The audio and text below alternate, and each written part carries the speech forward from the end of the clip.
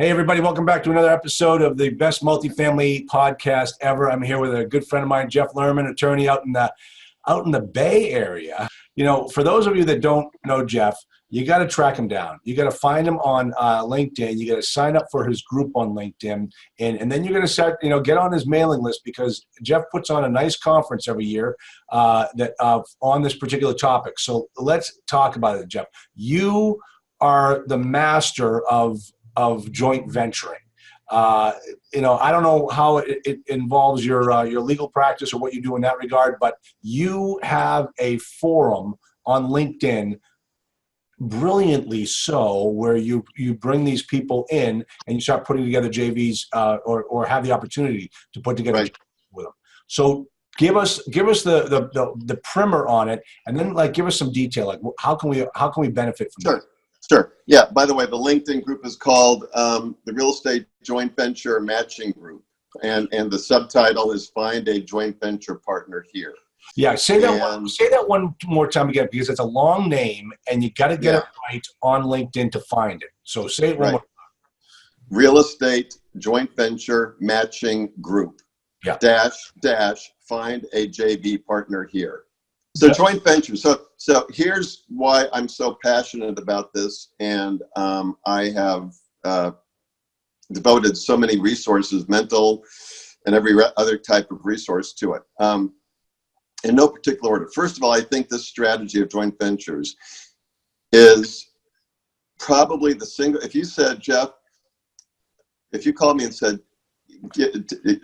I want you to share with my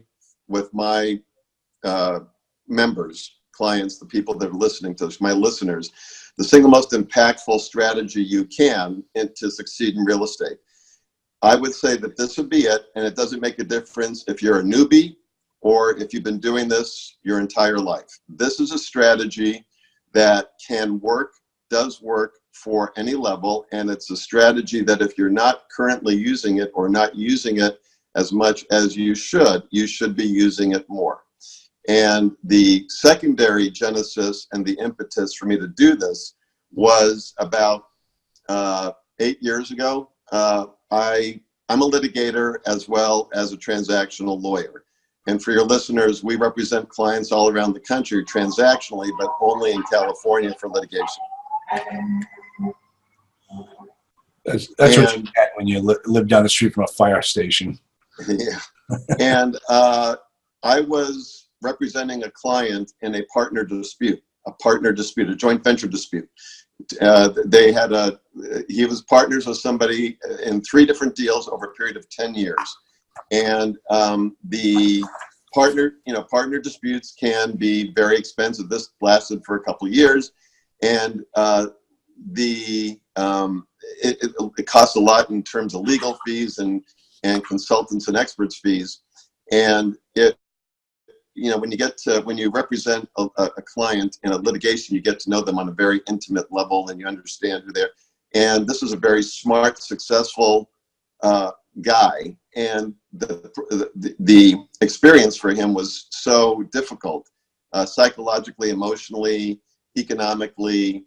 And I really felt like this was something that people, and the kicker, and this is true of every partner dispute we've handled, it could have been avoided if the agreement between him and his partner had been drafted differently at the beginning.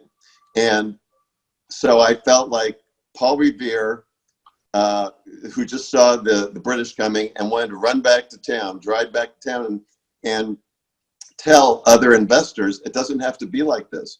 If you understand what to do in order to set up a joint venture correctly in the first place, you can drastically reduce the risk of ever being in a partner dispute. And so as a result, I came up with this topic, and I've been going around the country on radio, podcasts, TV, webinars, seminars, teaching it, because I looked around to see if anybody else was really talking about it at the level that I'm talking about it, and nobody was. No. So that's why I'm passionate about it, and I do believe everything. Like I say, I think it's the cheapest, easiest, fastest, and safest way to do deals with other people's money. Okay. And, Let me tell you something. You're preaching to the choir here, because all the bad deals I've been involved with have been because of bad partners. And, let me ask you something. And I'm an attorney, and we drafted the documents correctly, but there's something, there are also some intangibles as well in partnerships. Now, in the situation with your client, did they have an attorney draft their original documents? it's a great question. The answer is yes and no. Okay. It's a yes with a qualifier. Okay. So, and I'll tell you, the issue boiled down to one issue, and that was that in any partnership, this is a very common issue. Okay, you got two or more people, doesn't make a difference in a partnership, and they say, okay, we're 50-50, and they start out 50-50 in terms of the contribution. But at some point during the course of the relationship, my client ended up putting in more money than the other guy because the other guy didn't have enough money when the partnership needed it. And so my guy put more money into the deal. And then after 10 years, the other guy had never matched his contribution. So the dispute was, should the additional money that he put in be treated as a capital contribution, or was it a loan? And the difference between that treatment would have an impact on the partner split. If you and I are 50-50, but over time you end up putting in, so much more money than I originally did, so now you feel you're entitled to 80% and I should get 20%, we're going to have a dispute, right? Yeah. Okay. So this is some. So it probably wasn't an LLC. Oh, go ahead. You want to finish? It was an LLC, but okay. To finish the answer to your question. So I went and looked at the operating agreement. Most operating agreements would address this issue of cash calls. Cash calls and exactly. And so dilution. Yeah.